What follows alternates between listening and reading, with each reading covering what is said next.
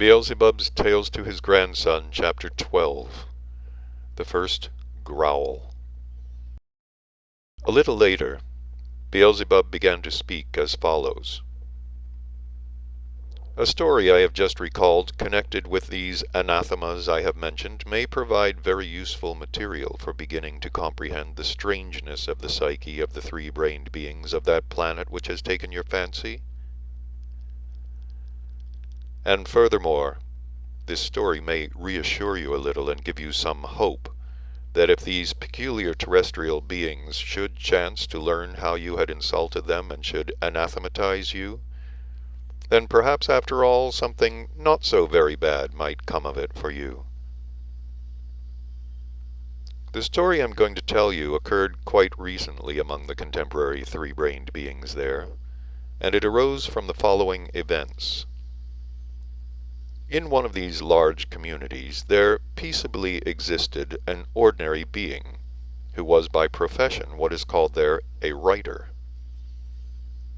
You must here know that in long past ages one might still occasionally run across beings of that profession who still invented and wrote something really by themselves. But in these later epochs, the writers among the beings there, particularly among contemporary beings, have been of those that only copy from many already existing books all kinds of ideas, and by fitting them together make a new book. And they prefer books which have reached them from their very remote ancestors. It is necessary to remark that the books written by contemporary writers there are all taken together the principal cause that the reason of all the other three-brained beings is becoming more and more what the Venerable Mullah Nasruddin calls stuff and nonsense. And so, my boy, the contemporary writer of whom I began to speak was just a writer, like all the rest of them, and nothing particular in himself. Once, when he had finished some book or other, he began to think what he should write about next, and with this in view he decided to look for some new idea in the books contained in his what is called library, such as every writer there is bound to have. As he was looking, a book called the Gospels happened to fall into his hands. The Gospels is the name given there to a book once written by certain persons called Matthew, Mark, Luke, and John, about Jesus Christ, a messenger from our endlessness to that planet. This book is widely circulated among those three-centered beings there who nominally exist according to the indications of this messenger. This book, having chanced to fall into this writer's hands, the thought suddenly entered his head, why should not I also make a gospel?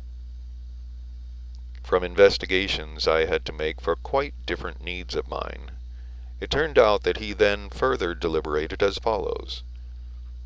Am I any worse than those ancient barbarians Matthew, Mark, Luke, and Johnny? At least I am more cultured than they ever were, and I can write a better gospel for my contemporaries. And very decidedly it is necessary to write just a gospel, because the contemporary people called English and American have a great weakness for this book, and the rate of exchange for their pounds and dollars is not half bad just now. No sooner said than done. And from that very day he wiseacred away at his new gospel. But it was only when he had finished it, however, and had given it to the printers, that all the further events connected with this new gospel of his began. At any other time, nothing perhaps would have happened, and this new gospel of his would simply have slipped into its niche in the libraries of the bibliomaniacs there, among the multitudes of other books expounding similar truths. But, fortunately or unfortunately for this writer, It happened that certain power-possessing beings of that great community in which he existed had just been having rotten luck at what is called roulette and baccarat, and they therefore kept on demanding what they called money from the ordinary beings of their community, whereupon, thanks to these inordinate demands for money, the ordinary beings of that community at length awoke from their usual what is called torpor and began to sit up.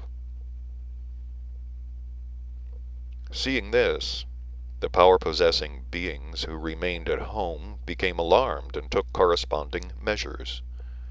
And among the measures they took was also the immediate destruction from off the face of their planet of everything newly arising in their native land, such as could possibly keep the ordinary beings of their community from resuming their hibernation. And it was just at this time that the aforementioned Gospels of this writer appeared. In the contents of this new Gospel, also, the power-possessing beings found something which also, to their understanding, might keep the ordinary beings of their community from hibernating again. And they therefore decided almost immediately to get rid of both the writer himself and his Gospels, because they had now become quite expert in getting rid of these native upstarts who did not mind their own business. But for certain reasons they could not treat this writer in this way, and so they got excited and hemmed and hawed about what they should do. Some proposed that they should simply shut him up where many rats and lice breed. Others proposed to send him to Timbuktu, and so on and so forth. But in the end they decided to anathematize this writer together with his gospel, publicly and punctiliously, according to all the rules, and moreover with the very same anathema with which, no doubt, they would have anathematized you also, if they had learned how you had insulted them.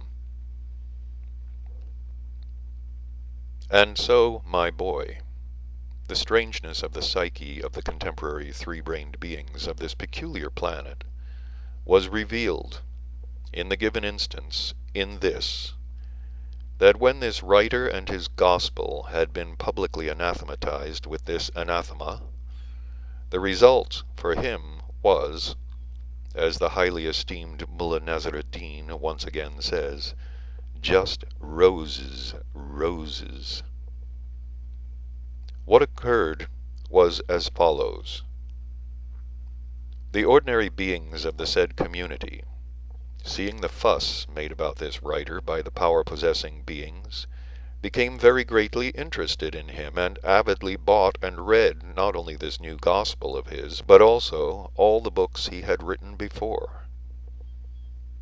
Whereupon, as usually happens with the three-centered beings breeding on this peculiar planet, all the other interests of the beings of the said community gradually died down, and they talked and thought only of this writer. And as it also happens, whereas some praised him to the skies, others condemned him. And the result of these discussions and conversations was that the numbers interested in him grew, not only among the beings' community, but among the beings of other communities also.